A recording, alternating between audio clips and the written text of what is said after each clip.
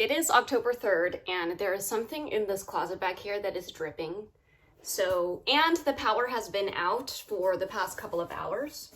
I'm not quite sure what it is, but I decided that this would probably be a good opportunity to open some packages because they have all been piling up, and I'm like, I'm gonna record a daily update, and then when I feel like I don't have the energy to do that, I end up not recording anything. So the big thing is that about a week ago, I received an invitation from the White House to go to the White House and celebrate the 50th anniversary of the Rehabilitation Act. And all right, so the first thing we got was Rise Mushroom Coffee and the 33rd anniversary of the Americans with Disabilities Act. So I looked online and the flights were like $900. So I was just like, I'm not sure if I can make this work. But I ended up using miles, and I found that it would cost the equivalent of like 300 miles to take a red eye in.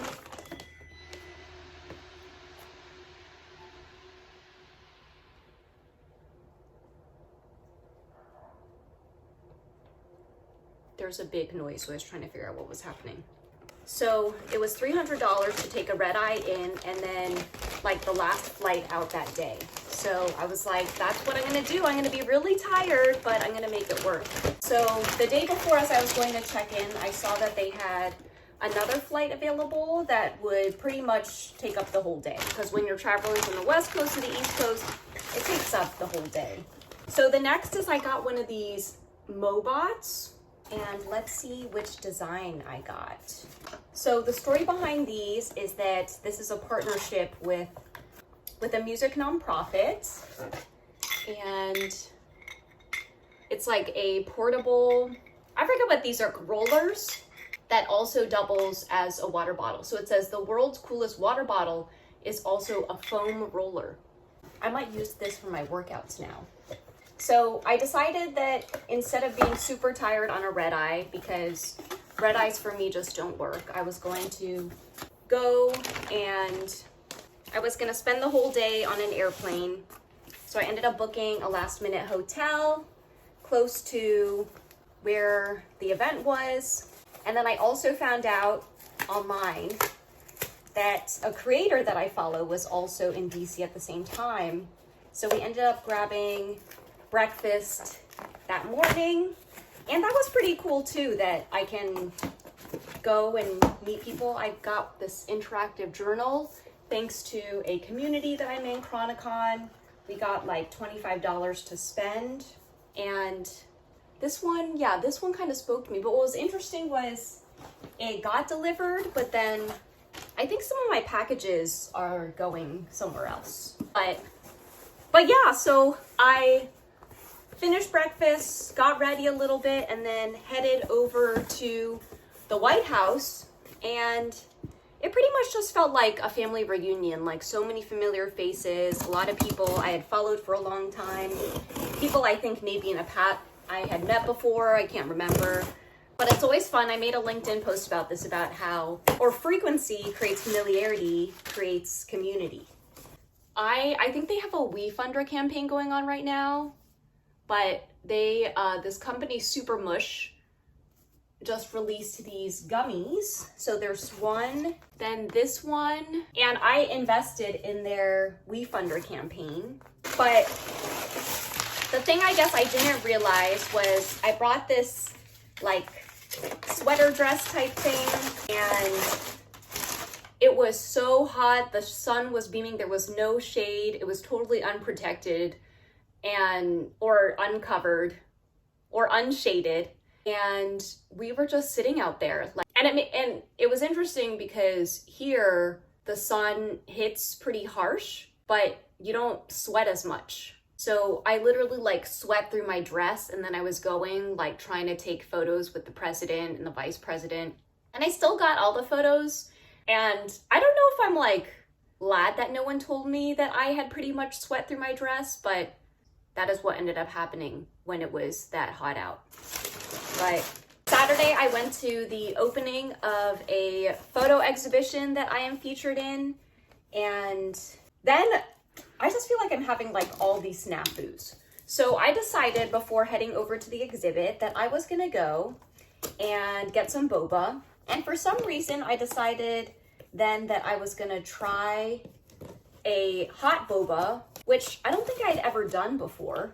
It's a cocktail maker thing. Oh, I think they send you all the goodies. Oh, so I have everything for making a cocktail. I've got club soda. Only enjoy if you're 21 plus. They even put a lemon in here. This is probably why I shouldn't wait to open things. Some ginger syrup. But I got the hot drink, and then this is some powder. And, oh, this is the flower buds and petals. So I decide to get this boba, and I get the boba, but it's in this hot drink. So I put the straw in, but then the straw kind of bends, so I can't get any boba out. So I told myself I would kind of just wait until I got home to enjoy the boba. So I put what I thought was the empty boba drink into my bag, and then I like forgot that I had it in my bag. It tipped over. The beverage started like leaking through my bag and dripping onto the floor. I noticed it. I grabbed some napkins, I cleaned it up right away, but my bag was still dripping. So I had to go to the bathroom, clean everything up, and then come home and look at all the contents of all the things in my bag that now were drenched with my beverage. So I threw away the boba, so that was kind of like a boba fail. Oh, I don't think I updated with like how the talk went. I made the final edits to the slides and the script. And usually I don't use a script, but they asked me if I wanted to use a teleprompter. So I said I might as well. And then I delivered the talk. And it's interesting because I didn't really capture any photos or video from my talk, but I did it. And then shortly thereafter, I had like a live studio session. So I went to that. I had like a little bit of a window. So I went to this pitch event that was happening because I'm in this investing program. Then it was time for me to go to the airport. I wanted to see if I could wander through the expo where they had all these different companies exhibiting. And of course, you knew the swag was going to be good. But I went in and it was so overwhelming. I'm just so grateful for the opportunity. There were like 30,000 people in attendance.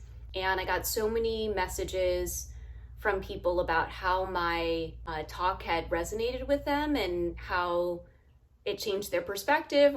Then I flew back, and on a Thursday, so I went to the library and the printer was down, but luckily since I wasn't printing that much stuff, they let me send it to the library and then they printed it.